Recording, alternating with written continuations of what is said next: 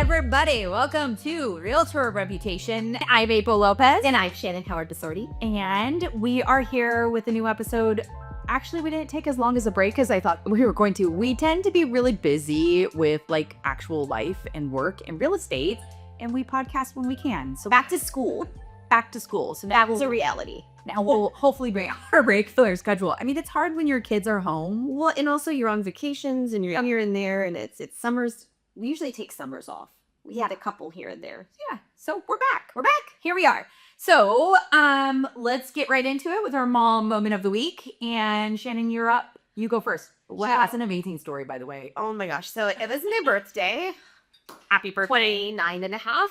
And I should have brought birthday celebrations. That's okay. You came to my birthday yesterday. 29 and a half. And so when I was 16, it was really, really important for me to get to the DMV at 9 a.m. when they opened to get my license. So I had freedom. Well, what that means in real life is for the rest of your life, your license expires on your birthday. So I've been really lucky over the years where I've gotten to have like the auto renewals for like the last 3 or 4 times. So the license thing came and I'm like, oh, I'll just sign it, you know? And then it's like, oh no, like you have to go in and do an eye test. And I'm like, oh, that's not good. Now I have really bad stigmatisms in my eyes. Yeah, I wear contacts. And when I wear contacts, people like April are often like, do you need readers or do you need glasses? And I'm like, oh, I already have. Actually, at lunch yesterday, I was like, would you like me to read the menu for you? She did. It's a very senior moment. So anyway, so I went to my eye doctor recently because I'm like, oh, I better get in there because I'm not sure how this DMV thing's going to work. So I go in and I got new glasses. And I even got, the kind that I wear every day that are like far away. And then I have the close ones. So for reading. And he's like, so, you're probably not going to pass. And like, do they make you take your glasses off? I thought like I could take it. Yeah. And he's like, even with your glasses, you're probably not going to pass. It's like her time. I'm like, so what does that mean? Like, do I have to get a Tesla or one of those Waymos to drive me around? Like, do I need a driver? Like, how can I... What are you going to do if my first driver was like, how am I going to get my kids from here to there? Like, am I... Like, seriously, what do you do if you don't pass your eye exam? Right? And are they not renewing your license? So, okay. I learned. Okay. You just have to bring a form to your eye doctor. Yeah. And they will sign it. Now, mind you, I only had like 10 days at this point. And like, okay. So last week, and I think I'm doing things, early. I'm like sitting there and my husband's like, you've had this for, 3 months. I'm like, but it's a week before my birthday. Like, I'm not going in the day of my birthday. Like, you're ahead of the game. In case I have to get that signature, I need to buy myself a little time. So I go online. So note to people, if you go online, like it says the appointments are way months out. So then you could do this thing that's called like, get in line now. So I get in line and I drive over to the DMV, which is like 10 minutes from my house, and I pull up, and Mr. Sloth at the DMV is like, I'm sorry, you missed your appointment. I'm like, what do you mean? I just booked it like 10 minutes ago. I'm like, so do I have to like book it again online? And he's like, no, I'll do it for you. It'll probably be like 15 or 20 minutes. Okay. So I start to look around, and I think like, oh shit, where's that eye chart? And they're hanging. Like, have you been to a DMV? Oh, yeah. So they're like everywhere, right? They're like on the right side. It's like so there's like nobody working on the left side. So I just, casually walk over there and I stand there and I'm like, oh shit, like I can't see this. I'm like covering my, no one's looking. So I get my phone out and I take pictures of it. So I have all the eye charts. Anybody needs an eye chart, just DM me and I could send it over. So I sit down and I memorize the eye chart. This is hilarious. So they call my number and I'm like, all right, I do this. So I get up there and I'm like, and have you ever taken those classes where they teach you like how to memorize like patterns? Like, so some of them like are kind of words and they kind of, so that was why it was easier to memorize. Like, She's all creating acronyms for the eye chart. DOFYE. Oh. Yeah. And then like the next one starts with FYEDO. She's remembered all of the eye charts. Yes. So anyway, so I go up and I nailed it because they're like, okay, chart B, left eye, go. And I'm like, FYEDC, whatever, and then the next one, they're like, cover the other eye. You have to read chart C, line 2. And I'm like, oh shit, okay. CB. And she's like, I'm like squinting, I'm like, hold on, my contact, and I'm like peeking. So I only missed one. She's like, you might want to get the eye checked, and then I'll get right on that. Yeah. So I got the pass. Nice. Let's straight a picture. That's hilarious. But it was. Everyone's like, that's genius. I'm like, then I was like, was I gonna get arrested? It's probably like a federal violation. Oh my God, we probably should not even be talking about this. Oh, crap. It's fine. You got new glasses. Yeah, I got new glasses. You're good, but it was really funny. And my husband's like, that was brilliant. I love that. I mean, I think it's hilarious. yeah. I mean, who would have thought of that? Or you would have thought of that. I can't not drive my kids around. What am I gonna do? Carpool, mom. Carpool. My kids drive now, so it's like, it's so much easier. The whole like, Have you met my kids? I know, but waking up, like That terrifies me. both of my kids have 0 period, and Oh, you might saw. yeah, so they have to be to school by 7. But they drive. They'll carpool if they need to carpool, but they'll drive separate cars because Callan has football practice. Bay is now starting golf, and like they just aren't on different schedules.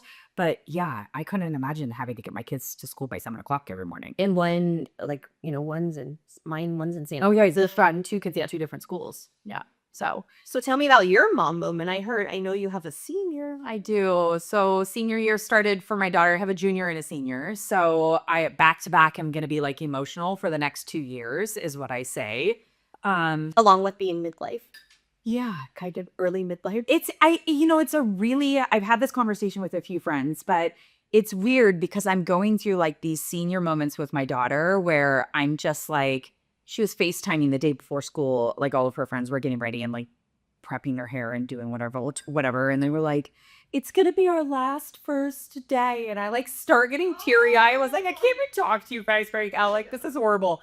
So, there will be a lot of moments I think for me this year, but it's weird because I have 2 kids who are back-to-back seniors. So I'm going through that. Like, and my kids are very involved. Bay is in leadership. Yeah, like she very much in school. Been a big part of your life. Absolutely. We go to Friday night football games. My son plays 3 sports during the year. Bay plays 2. Like we're just so, but that's good for them. Absolutely. Right. Like what my kids are. I love it. But it consumes our life going to track Then you meets think and about it. I football know we games and- complain about it sometimes, but in a couple of years. Oh, I like, cherish Yeah. these moments because they soon will be gone. And then, but with that being said, like it's almost like also the excitement of we're going to be empty nesters, that's coming up. And like, I don't know, there's just a lot going on just emotionally. And that's what I'm dealing with.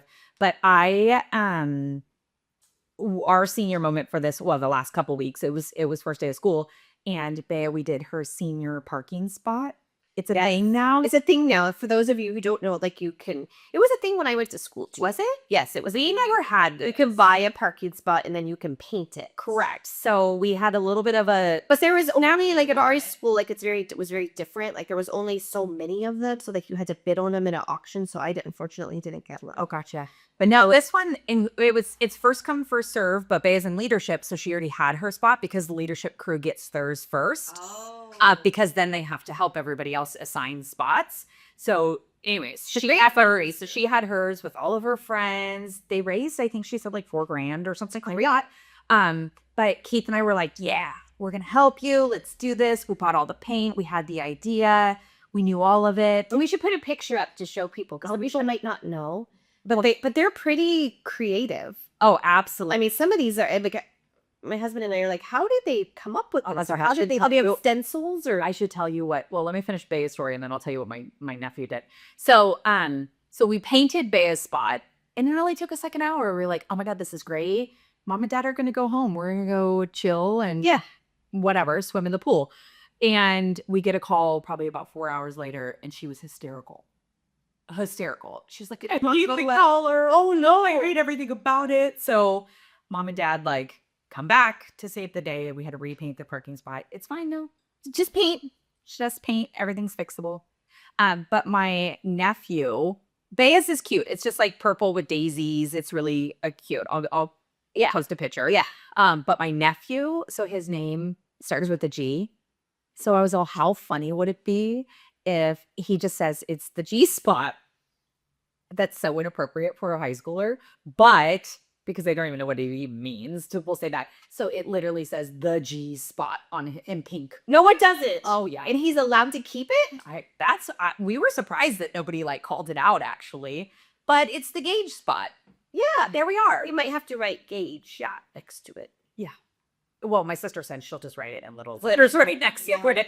But yeah, that's what's been going on with Ain't nothing but a G thick baby. Yeah. But we were just finishing out the summer, going to the Sonoma County Fair. It was not the same without the horse race. I didn't even go because that was my fair part. I mean, I was a little girl. My grandpa used to take me and we give me my $5 and we get to go to our bedding. And then I took my girls the last like 3 years and I loved it. yeah. And I feel like that was like the best part. I know.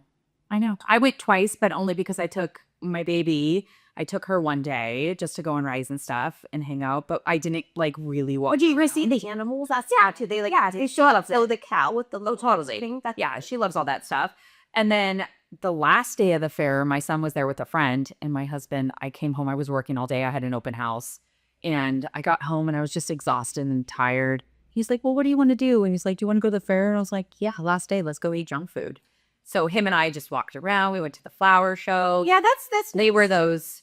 We know we're getting older because we were taking pictures of plants. Like, which ones do we want to put in our garden? You hit the spot. We hit that spot. You're like, should we buy some knives? So we did buy pots of plants. We did. And it came with the knife. So there's that. Oh my God. So you're passing your eye test and I'm taking pictures of plants and buying pots and plants. Yes, some of you've officially lost. Yeah. There we are.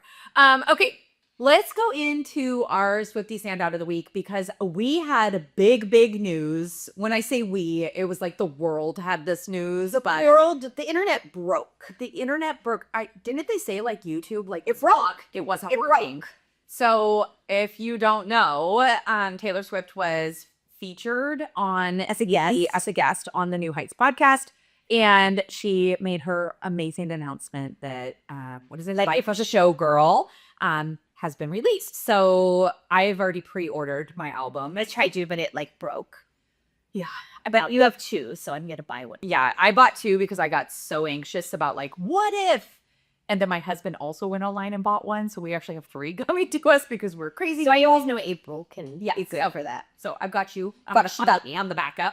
But needless to say, the album, I'm super excited. I'm so excited. Like, what do you think? I love they're going back to the old like collaborators and producers. Was it Martin? Yes. I don't know their names. But I mean, that's like all her, like my favorite songs. I liked the other ones, but I felt like it was more like melancholy and like depressing. And this is like more like I think it's going to just be upbeat. Yeah, I think so. But my question is, all of the Easter eggs that everybody, like I've been watching the reels. And I don't know. It's like when she's in the New Heights, like audio, the back of the shelves, they put things like the colors of the different, albums. And there's a spear. Did you see that one? No, you didn't even see. So they think like she's going to perform in Las Vegas or do a residency. I doubt that. I don't think that's happening. No. And then, did you see the ones with all the books? Yeah. So like the books are all like famous artists and whatnot. And then the relation with like this, this artist, he had passed away in this year and it ended up being like 13. And then one was like 87, like 1987. And I'm just like, oh, this is crazy. Yes. And then how do people like come up with this? I really didn't like when you like the song that always comes to my head when she goes, you're a mastermind. Like I really think she's like brilliant, like Einstein. Oh yeah, totally. Like I mean, she has like a talent. It like that's unbelievable. And I had so much fun. I think I watched the podcast like 3 times at like 3 different parts. But where Jason was like, she said something about a word, and Travis was like, oh yeah. He's like, you wouldn't even know what that word was unless you were dating Taylor.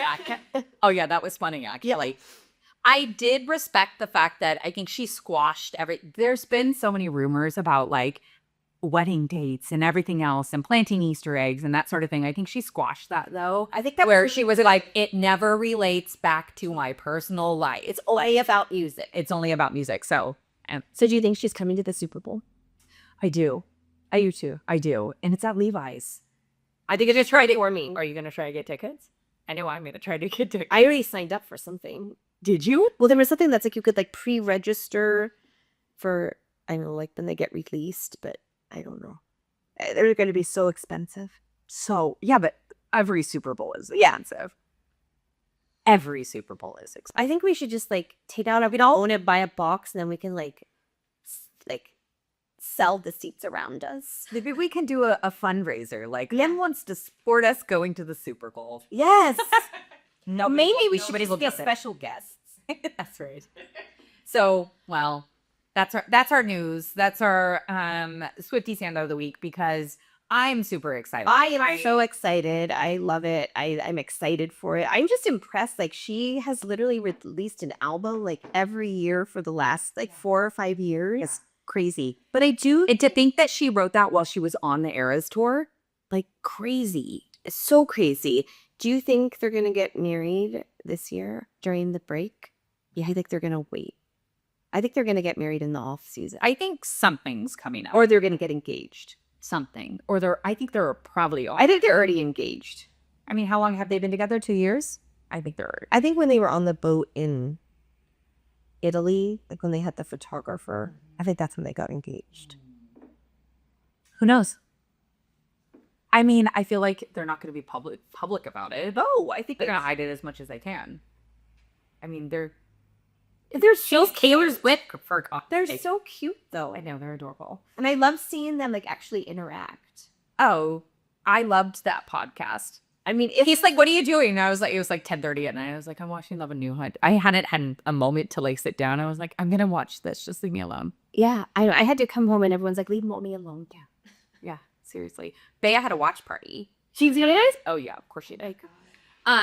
Okay, we're gonna get into we can't make this bleep up because real estate related news is we have I think a few different things happening, I think just in real estate in general. And we are seeing this like weird moment, I feel like, of like this slowdown, but it's like also like Yes, it's like sellers and buyers are not on the same page at all. well, sellers, some of them think it's, COVID, and they're gonna still get multiple offers in 2 days, way over asking. Which is COVID times. It does happen with some, sure, like that. Special properties, they are definitely still out there. Mm-hmm. But it's not a norm. Mm-mm. Offer dates are tricky. Yeah. If you set one, do you not set one? Super. It depends because, now if you set one, you kind of scare people. Yeah. Especially with these unique properties, though. Like, I see it. Yeah. I think if it's something really special. Yeah. Or something in a neighborhood that's by an amazing school that's already fixed up, I think that's.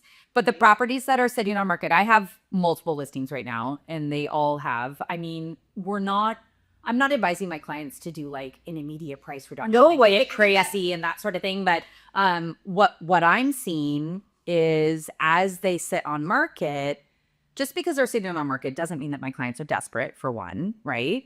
They're obviously, not everybody is okay with it. We'll say that. But everybody knows that this market is kind of weird. Expectations. Yeah, we knew that days on market were going to be a lengthier time. Fine. We're working with that. But what I am seeing when I say buyers and sellers aren't coming together is just because they've been sitting on market doesn't mean we haven't had offers. We had actual multiple offers, but most of them have been extremely lowballed. Like the buyer thinks, oh, well, it's been sitting on market for 30 days. Let me send an offer $65,000 under asking price. And it's like, well, okay, well, let's try to come to an agreement. So then I'll spend a week and a half trying to like come to this agreement, counter offers, multiple counter offers, just going back and forth. And then they just don't ever want to come together. So like, it's frustrating. It is frustrating. It is what it is. But my clients, my sellers that I'm working with right now, well, even on the buy side too, is if you can't come to an agreement, you just have to be willing to walk away from that offer and know that something better is going to come. And then I'm going to do my job to get, hopefully, them the price that they want. But it doesn't mean that you can get a house for under $100,000. No, and I have the same situation on the listing that I had recently where, we had an offer date, like for day 8 or 9 or whatever, and nobody. Yeah. And then a couple days later, I had multiple offers because people are also waiting for that offer date to pass to see if you're getting offers. Totally. And then they'll come in either asking or way under. Yep. And I think a mistake that a lot of agents are making, I mean, unless it's like extremely overpriced, is like they're immediately dropping the price in 10 or 15 days. Yeah. And buyers, and I've had my buyers tell me like they're sitting watching for that. Oh, it's where like, okay, it's gonna drop. Yeah. And that it not only are they it's gonna drop, but they're gonna make an offer under the dropped price. Mm-hmm. So, so I had that happen. So I had 2 offers way under, which I multiple counter, tried to make it happen. Yeah. And then we just sat on it. And Mm-hmm. it was day 28. Yep, kept doing open houses, kept pushing it, ads, marketing. And I did an open house and they ended up getting a full priced offer. Great. And no price reductions were needed, but it was just a matter. And I let the agent know, like, we've had many offers. It's just, we're not going to sell it for 100,000 under. And one of them was 100,000 under. So crazy. For day 10. Yeah. Like, I don't, It's just, I had a nice house. yeah. It's crazy to me, but I don't know, as an agent, like I'm here for it. Fine. I work for my clients. I can do it, but it doesn't mean that I don't take, I try to separate myself from the emotional part of Oh, it. 100%. We have to. You have to. Yeah, because our clients are already emotional. So we have to be the I'm an advisor. fact finder. Exactly. Correct. And I'm an advisor, so I'm going to advise them through their emotions and feelings and that sort of thing. But it doesn't mean that I don't get defeated if I feel like I couldn't do my best to get this to work. Well, Right? it's also mentally exhausting. Mentally exhausting. So, needless to say, I normally don't give myself, I tell myself, I give myself a 10-minute pity party when I'm like down and out or something. 10 minutes. 10-minute pity party. But instead, what I did is I got a pedicure and I did retail therapy. And I mean, I'll say that it worked. I do a lot of retail. You're right. Just like, I told my husband's like, how are you feeling today? Because I just couldn't get something to come together. And I was frustrated. And I was like, I'm leaving. I'm leaving the office and I'm going to go shopping. And he's like, good for you. You should. And I was like, thank you for your support. I appreciate that. I appreciate that. I needed that. Stop the visa bill, right? And Yeah, that's right. But cheaper than an hour in therapy. but it's fine. It's just like you got to suck it up, buttercup, and get up the next day. well, you do, and you never know what's going to happen because anything can happen. Totally. And I think like the other thing that's strange is we now have like another component, and I'm sure, is now that we negotiate the commission or the compensation. Yeah. So I think what's hard is like you have to understand, and buyers need to be educated that if you're coming in like 50, 100,000 under, well, not only are the sellers maybe not going to take that, but now you're asking for them to take another cut on the compensation. Yes. Because before that was a given. Yep. But now it's negotiable, right? So I think we've pushed back a few times, and it was like, oh, what? That's right. And it's like, well, here's the thing, we're happy to come together, but something's got to give, right? Yeah. Yeah. So I think that's been something I've experienced too, is you want a price reduction, but then you also want us to Totally. compensation. Totally. So it's That was like a double whammy. that was the exact conversation I had is fine. We've done a price reduction on this house that it has been on market for quite some time, but we were willing to work within those parameters. Within reason. Within reason when we were priced up here, but now we're like, this is where we're at. Well, you're at the bottom line. We're at the bottom line. So yeah, that's where we're at. So we've had some other, can we play a game of like what you do when? yeah, let's hear. So we always talk to our sellers about, telling the truth on disclosure. Yeah, absolutely. Because who is the person that knows everything? The neighbors. Oh gosh, the neighbors know everything about their meddlers. Well, they're neighbors. And I think like, They know everything about everything. and the worst is like, I'm in a situation when you have a property and the owners inherit it. Like, kind of, you work with a lot of trust. Yeah, and I do. And like, sometimes, you get it where the kids get it. And they're like, I don't even know. They never even lived in it. It was on like their family home. So we have a situation where we have a complete gut job. So we're using our program, Vanguard Valet, where you can apply and they give you funds. We're helping, facilitate the improvements so we can get it on the market. And neighbor gets a hold of me and wants to walk through the property with me. Oh my gosh. and point out all of the work that the relative did yesterday. How long did this walkthrough take? 45 minutes. Oh my gosh. And all of the things that were covered up by the relative. Oh, wait. So what did you say to her? Like, thanks for the information? I just said, I so appreciate this. Yeah. It's, as you know, the seller hasn't lived here in 2 years. Yeah. It's been vacant. Awesome. We have contractors coming in. We will be, we'll be looking into these things. We've had inspections, but it's a really tricky situation. Absolutely. Because as realtors, when somebody tells you something, what happens? You have to disclose it 100%. Yeah.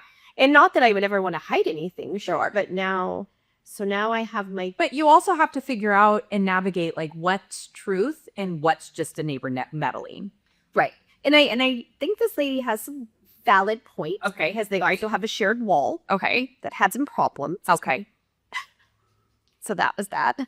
Oh my gosh. And then you look at the work and you're like, the things that neighbors come up with though, like I feel like I'll be prepping a listing or at an open house for a listing and the neighbors want to come home over and tell you everything. Oh, I learned about the kind of grass, tree in the front yard. Yes. And it was very lovely. And then the thing is also like the neighbor next door, like this is her forever home. Uh-huh. This is a flip. And if you saw the before and afters, which one day we could hopefully show, but it might be a few months, you'd be like, it just needs to be livable because it's not at this point. Oh my goodness. But we're not going to be putting in the marble shower. No. Like we need a shower that's not that the water can turn on. You see what I mean? Yeah. Or you just need something that's flammable. Yes. So it'll be fine. But so yeah. So well, I'm excited. It's very fun. It's a very fun process. We'll be going through it on our social media, the full renovation before and after. Love it. So it's a fun project. It's a lot of work. Yeah. And I know your husband's in the trades, but I about died when I received somebody's bids I received. Oh yeah, things are expensive. I feel like I have a good idea of like the average cost for things. I mean, we have to as agents, I think, because we do it by. Well, I know the cost, but I don't know the what you actually get. When you have a contractor put it in. Oh yeah. I mean, labor is intense. So as far as the cost, it's just the cost of labor. So you're on a very limited budget. This is a very small PUD property. So we kind of had to go to the point where you have to cut out the middleman. Mm-hmm. And we are looking at like sourcing things like from like the floor store and like Home Depot where the vendors will actually come out. You don't have a contractor. Sure. Because that's really the only way we could be within budget. So we'll see how it goes. But it's a huge difference when somebody quotes you, $26,000 for a little tiny kitchen. And then you go to Home Depot and you're like, we can do all that with countertops for 10 and install it. That's crazy talk. And you're like, so where's the 16,000? Well, it's labor. It's labor. Mm-hmm. So those are the things that you learn as a home renovator, and I think it's really valuable for us because a lot of times, we're asked to give referrals, which, it's really hard to give referrals because you only want to give it to people that we're going to show up and that do good work. Give it to. But what I learned is there's like a difference of the kind of property. So if you're buying like, an expensive property or something that you're going to live in, then you probably want to hire the contractor, right? Yeah, absolutely. But when this is an investment or something like that, I think you can go to the source. Yeah, for sure. Yeah. So good luck. I'm excited to see. I know. I'm very excited. So that's it. That's it for our today. So thank you for tuning in. Like, subscribe, all of those things. Follow us on social media. But that's it. Bye for the day. See you later.